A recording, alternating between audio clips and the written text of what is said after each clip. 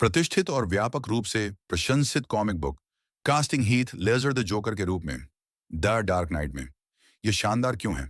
उनका अभिनय इस किरदार के प्रति वाकई एक परिवर्तनकारी और भयावह दृष्टिकोण था, जिसने उन्हें मरणोपरांत अकादमी पुरस्कार दिलाया और कॉमिक बुक खलनायकों के लिए एक नया मानक स्थापित किया।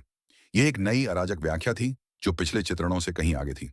Robert Downey junior Tony Stark जाण आयरन मैन के रूप में एमसीयू में यह शानदार क्यों है?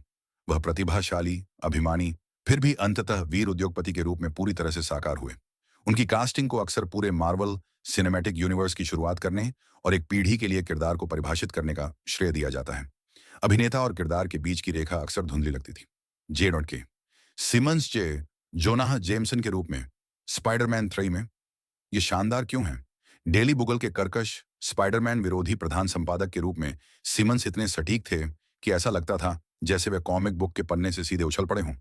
उनके ऊर्जावान और अतिरंजित चित्रण की सर्वत्र सराहना हुई, जिसके कारण बाद के संस्करणों में उन्होंने इस भूमिका में वापसी की।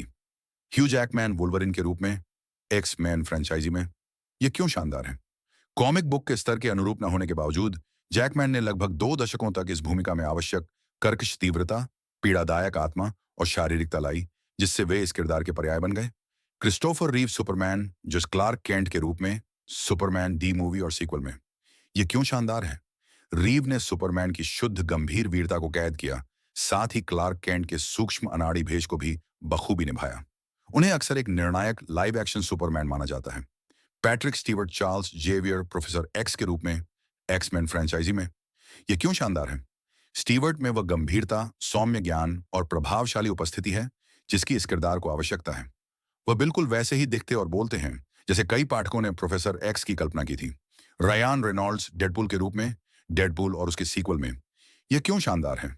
पिछले असफल प्रयास के बाद रेनॉल्ड्स ने अपने विशिष्ट तेज तर्रार, चौथी दीवार तोड़ने वाले हास्य और करिश्मे को इस भूमिका में सफलतापूर्वक ढाला और मर्क विद अ माउथ का एक निश्चित सिनेमाई संस्करण बन गए।